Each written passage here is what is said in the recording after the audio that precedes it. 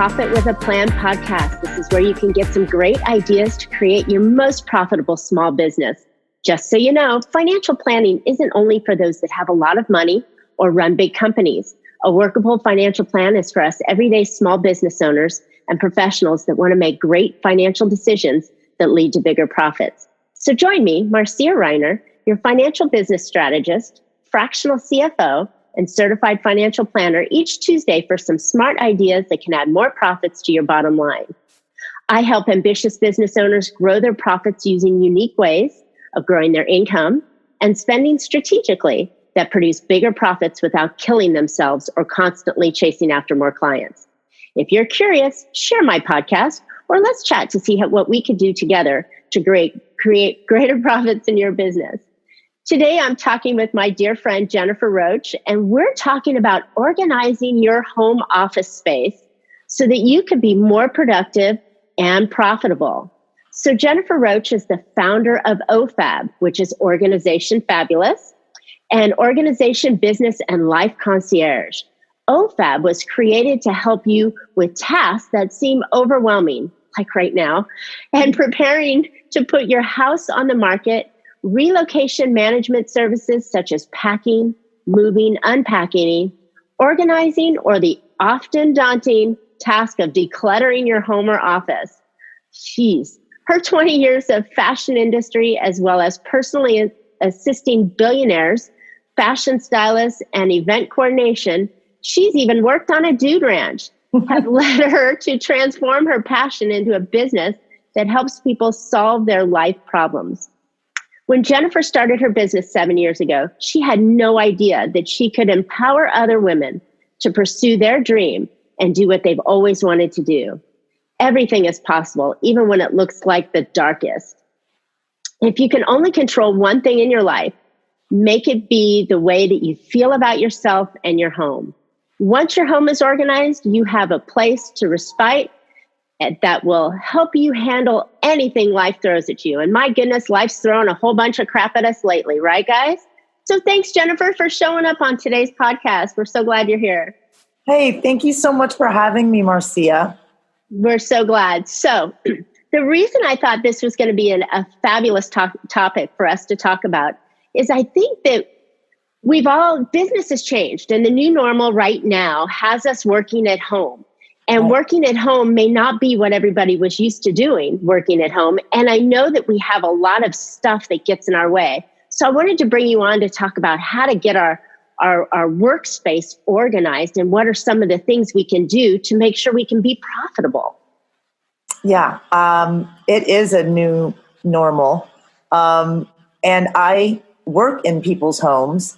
So it has been interesting for me to work from my home to try to help people in their homes. So this is a perfect opportunity. And thank you so much for having me on your wonderful podcast. Absolutely. Well, you know, we all have this challenge today.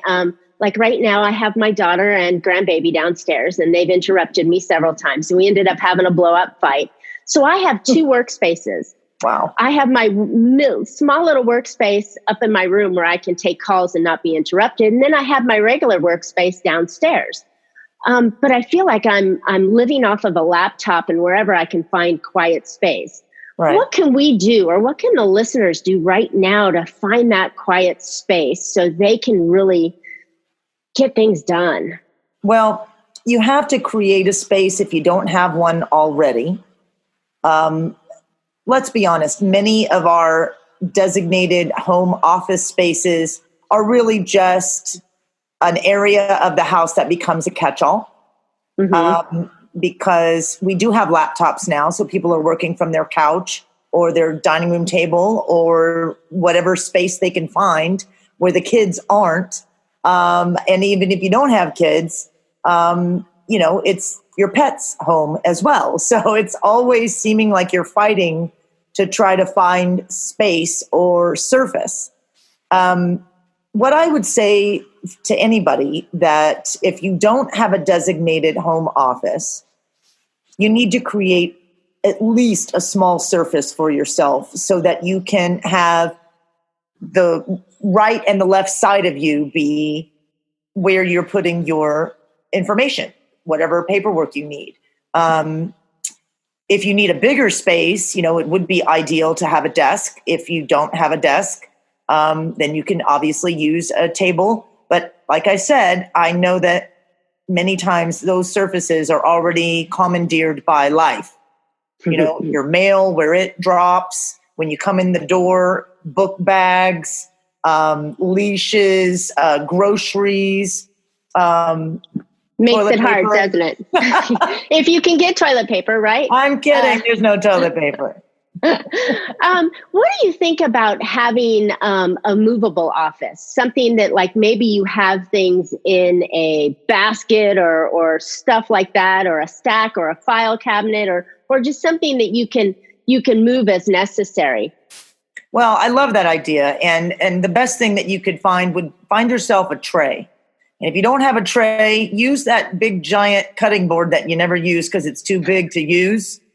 If you can find yourself, the inside of a box lid that's big enough to hold all your stuff, whatever it is, trays are my friends. Trays are it for me. I can make a bar out of a tray. I can make a communication station out of a tray. We can make a workspace out of a tray.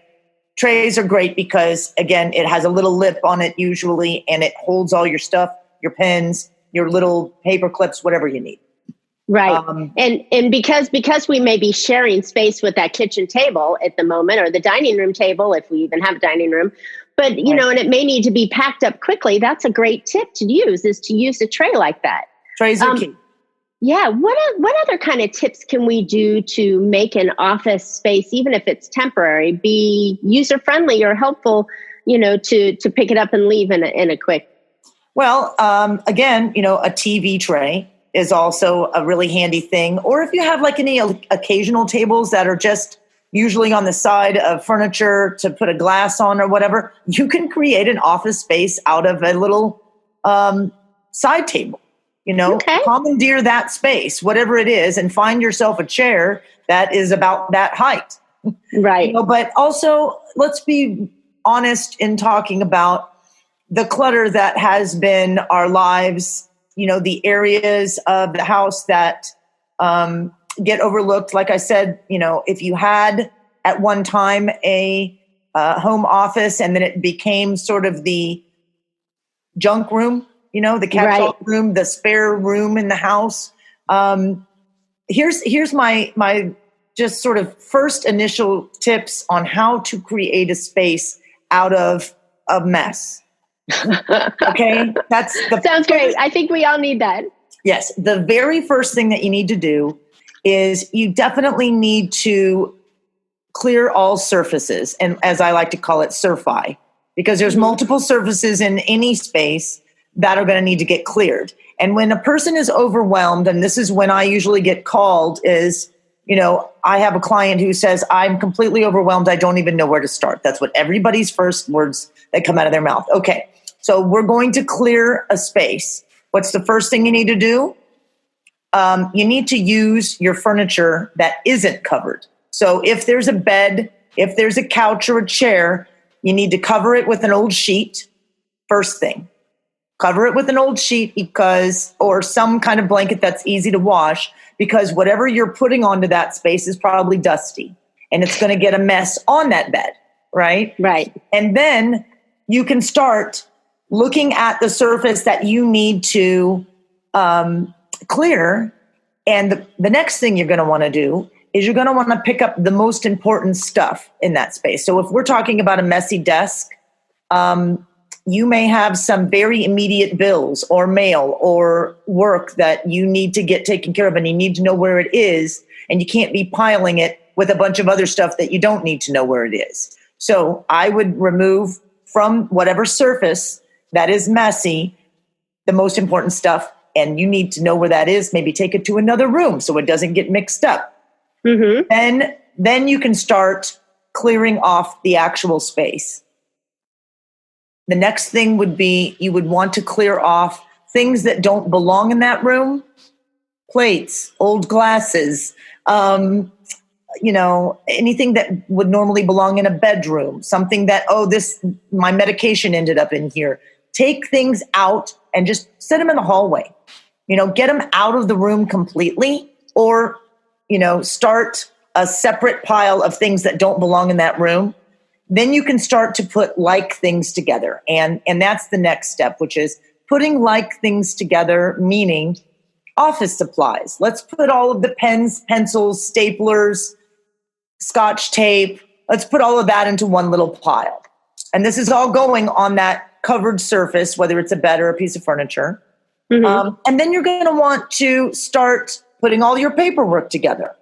Okay, that's at least neatly stackable, if that makes sense. So you can put those together. And if you can quickly take a look and go, okay, this is this paperwork for work, and this is bills for home, and this is medical, you could do those kind of separations, but I wouldn't bother. Just to make the surface get done quickly and open quickly, let's just pack all paperwork up in a pile. All technology, it's going to go in a pile.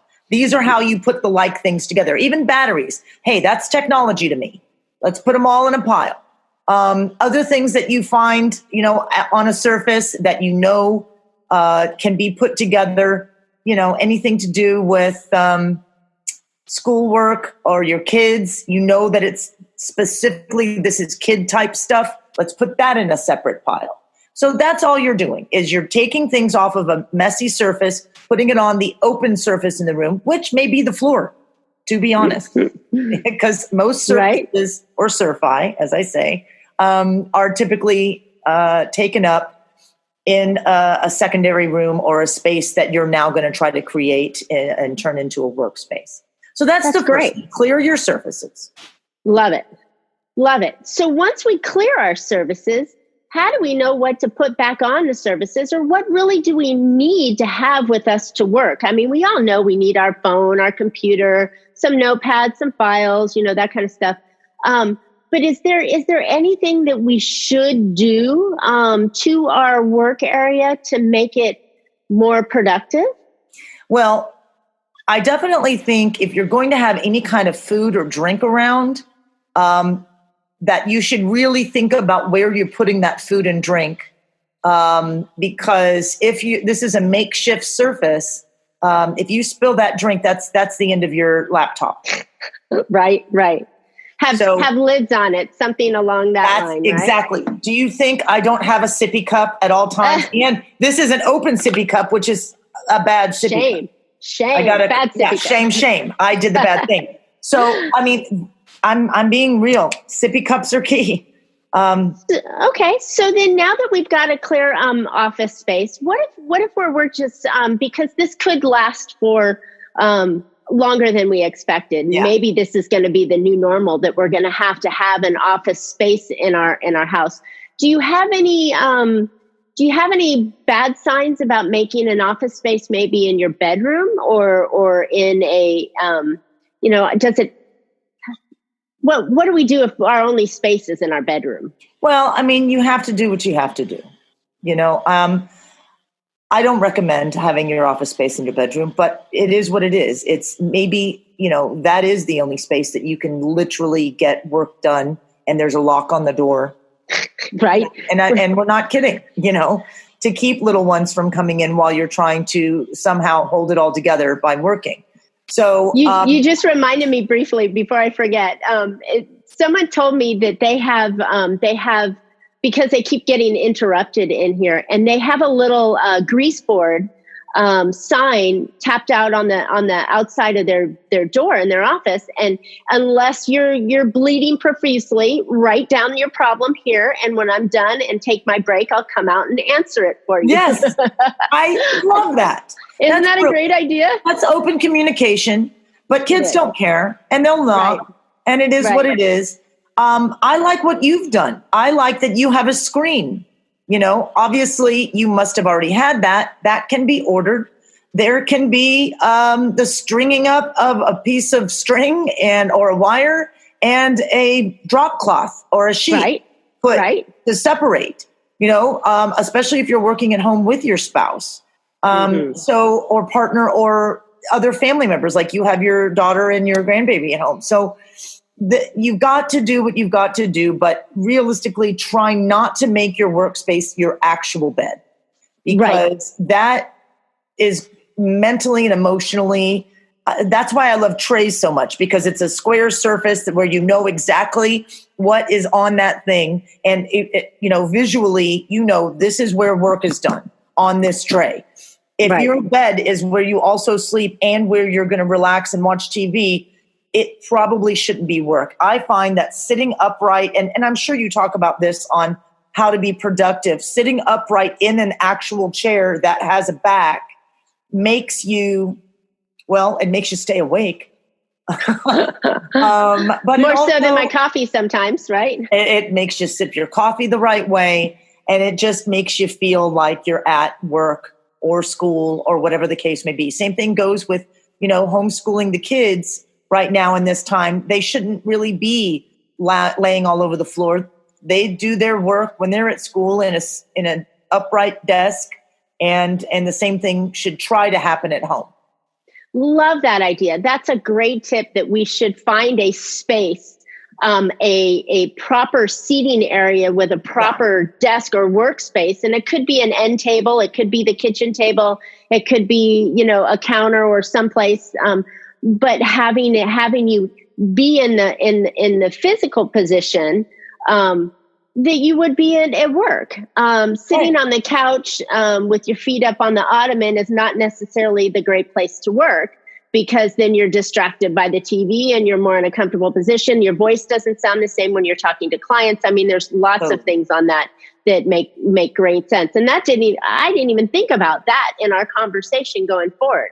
Like right now, I have a lap desk, the kind that has it's got like a beanbag bottom. Yes, I have one of those. And I'm telling you, the lap desk has a cup holder in it. I got it from Amazon, and it's got a little pen tray in it. I mean, perfect. It does everything I need it to do, and I use it all the time. Love it. Love it.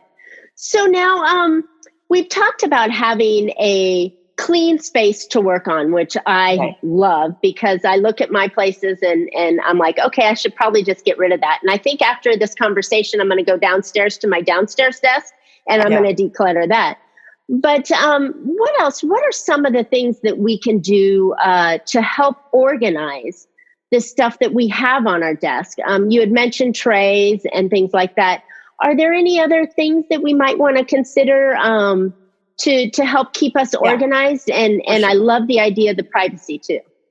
Well, the privacy is key too, because you need to emotionally put yourself in a place to be productive, as you know. Wearing your earbuds is going to help. But, I think one of the biggest problems that my clients and I run into with, myself is the procrastination of I can't see a clear space, so therefore I can't make a clear space in my head. One of the biggest problems that people find is their filing needs to be done. Files need to be created if they don't even have a filing cabinet or a filing box or whatever the case may be. So it is literally just piles on their desk and not in specific files. Things are getting lost, which creates frustration. And when during this time of already panic and frustration, the last thing you need is to have paperwork adding to that. So, and I think that's smart too, like organizing the things. So this is for this client or this project, or these are personal bills. These are kids stuff. I love that. Well, it's how I do filing systems. We do it in colors if you have that availability, but also I like to use what people already have in their homes.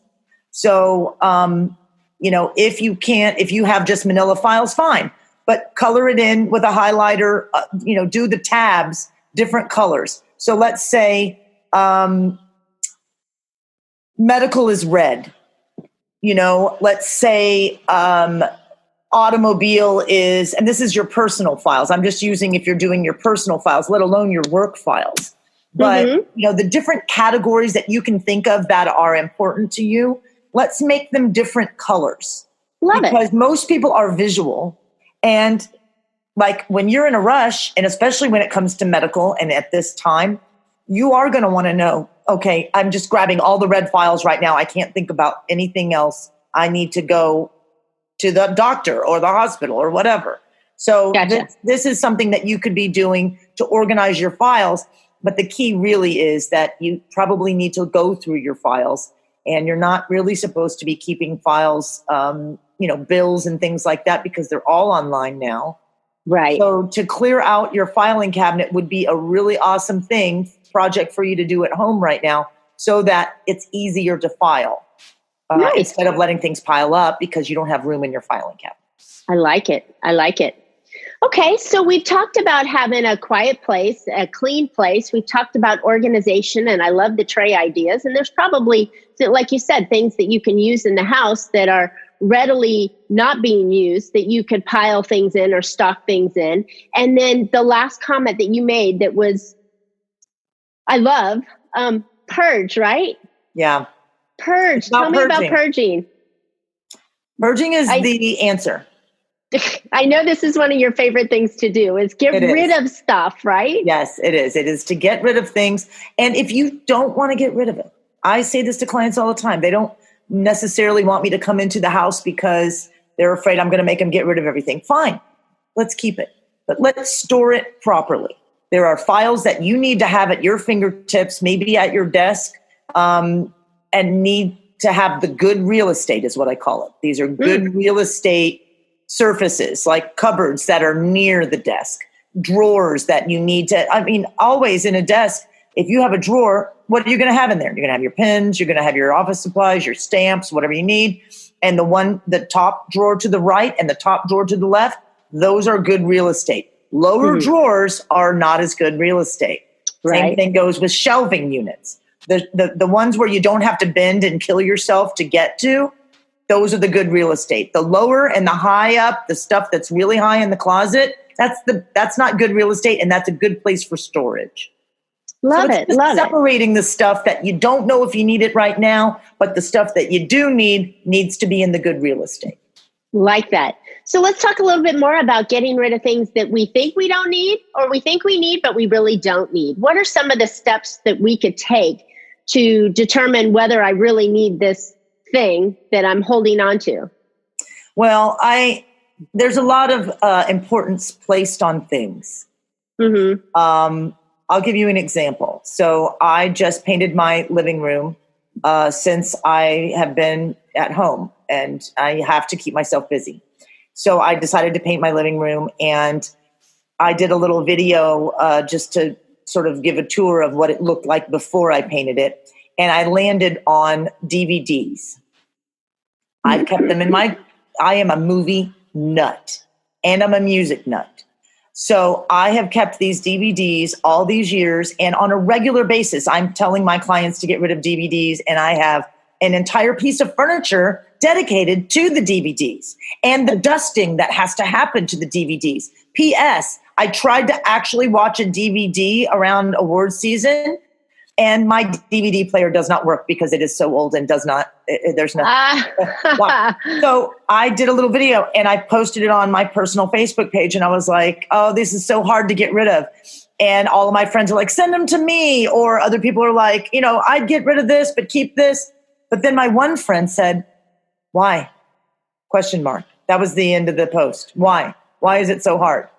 And I had to think about that. And that's the question I'm asking my clients on a regular basis. Why do I need to keep this? I can buy it on iTunes and own it forever. So in this day and age, you have to ask just the question, why? Really, that's all I'm ever asking my clients. Why? What a perfect, simple answer and question that you've got over whether this is important or that's important. And we just moved from my old place to this place a couple of weeks ago. Bless your heart that you did it during this time. It was so hard, but and in the craziness of moving, you're going to yourself, well, do I need this? Do I not need this? Oh, I don't want to deal with it now. I'll deal with it later. And you end up moving all this stuff. But as you're unpacking, I'm going through those same questions. Why? Why do I have this? What do I have? I have my mom's stuff, my kids' stuff, pre-divorce stuff, post-divorce stuff. I mean, it's just crazy. And, you know, my daughter gave me the clarity. Shh, don't tell her I said this. Gave me the clarity the other day of, why do you have these pictures that we painted when we were in kindergarten? Right. And I'm like, because why? And these are things that I realistically, you know, I looked when I cleared out my mom's space, I looked at these stuff going, why did she keep all this? You know, it's just a mother thing, but it's a smart thing to do is just take a great picture of it and toss it, right? This is the thing. Here's the thing about memories, okay? You are absolutely 100% allowed to have things that are memories. Mm-hmm. You have to be pointed in why you want to keep that particular thing, okay? If it's an outfit, this is the outfit that I met my husband in, you don't need to keep that. But if you want to, now here's the thing. Does it still fit? Right. Does it still fit? The other thing is that, but this is also the outfit that I wore on the second, third, 80th date, you know, whatever. Come on. And the other point is, if you're going to keep memories, let's store them properly. Let's pay them honor. What if we honored our memories and made a beautiful collage or did a project with the family? What if we put it in a shadow box and put it on a wall in a closet? It doesn't have to be out for decorative, everybody to see. What if it just brought you joy? And that's what I get from, you know, the Marie Kondo way of looking at things. That particular organizer says, does it spark joy? If not, get rid of it. Now, if we did that about everything, I would pay no bills because it doesn't spark joy. And I would throw them away. But realistically, I had to answer the question. I did because it was an exercise for me. Why am I keeping it? I said, I don't know. Maybe because I'm old school and I want something tangible to hold in my hand. And his response was, I get it, but still, why? Why? Fine. Perfect. I'm going to get rid of them. And but the key is, are you storing it properly? Let's get it into the bad real estate. We can put it in good bins. Good quality bins are not expensive, and they can be put into a garage, and you can label the outside of it. And when you are feeling lonesome and you're missing your family or whatever it is, you miss your kids being little or they're having kids, and now you want to show your grandbabies what their parent did, great, you'll have it. But you don't have to keep it all. And just because you don't want to deal with it doesn't mean that it can be dealt with. And I think as it comes down to photo albums and memories and those kind of things, with the way the digital world is now, you can store that forever. And you can also, it doesn't have to be stored someplace. I mean, it could be stored in two places if you have fear of damage. You know, I mean, there's multiple ways to do it. But I agree. I think purging will allow you to clear your space. It will allow you to have space to work in. It will allow you to make it private, to make you function well and give you that space you need to work in times like we're in right now, where you need space to work. Otherwise, someone told me today, if this event lasts for 6 months, you did not lose 6 months. You lost a year and a half to be able to get back to it, because you lost the 6 months, then you have the catch up, and then you have the growth. So all this time you're going to have to be running on three times your speed just to get up to where you should have been. So I encourage everybody to take some of these ideas that we've been discussing here and make yourself a workplace that you can be profitable, you can be productive, and you can keep focusing on the things that need to be done, because work has not stopped. It's just changed. Right? Absolutely. And you can be productive, and you can also pay it forward to your kids. Changing the way that we're doing everything that we're doing in our lives also needs to happen and start at home, especially since we're here now. So now is the time to start new habits and, let yourself off the hook, but also be accountable. Love it. Love it. Well, thanks, Jennifer. How can people find you? And I understand you've got some really cool stuff you're getting ready to start doing on social. Tell us about that. I'm on Facebook under @OrgFab. It's OrgFab. My website is OrgFab.com, which is OrgFab. And then my Instagram, and that's where I'm really ramping up some excitement. I'm going to have a series. I'm going to be organizing my own home. So I think that a lot of people can benefit how to do these things. It's so simple, but because it's overwhelming and it's your stuff, you don't think of it this way. So I think it'll be nice to have some little life hacks. And I'm calling my home the OrgFab Oasis. And I'm just going to be embarrassing myself and showing you that I'm a regular person. I have things in my home that I want to change, because the last thing I want to do when I get home is organize stuff. So I'm going to be doing that on Instagram. I'm organization_fabulous. Perfect. Yeah. And then I have a YouTube channel, and you can see me on LinkedIn. Jennifer Roach is my name. So you can find me. Perfect. I love it. I know that I'm going to be watching because I'm doing the organization myself, and you inspired me with your with your beautiful blue background to repaint my surroundings and make it an oasis of my own, because I think that if we're here so much and we're going to be working at home, we need to have a clean, organized, and enjoyable space to be in, right? Totally. Even if you just do paint an accent wall. Right? Do something. I mean, just paint one wall if you don't have the time or the money or whatever. Try to do something different. So Love it. Love it. Well, thanks for listening today, everybody. I hope you found an idea or two to put into your business that will make it more in control of your money and be more profitable, especially with your organization space. If you'd like to know specifically how you can increase your own profits in business, let's chat. My contact information will be in the podcast, and as always, it's Marcia@BellaFinancialGroup.com. I'm excited to announce my new book. It's out right now. It's called Big Profit Secrets Exposed. It's on Amazon. So there'll be a link for this on the podcast description as well. This book has a whole lot of ideas and pieces that I use in my consulting and coaching. So I'd love for you to pick up a copy. Also, if you want podcast notes, we're more than happy to share them. Again, hit me up on email. And we'd love to hear your feedback, questions, or ideas for future shows. Comment on this show, and we'd love to hear from you. So as always, you can catch Profit with a Plan on any of your favorite podcast players, and looking forward to more great profitable information on next week's show. Until then, make your plans and profit with it. Thanks, Jennifer. Thanks, guys. Thank you.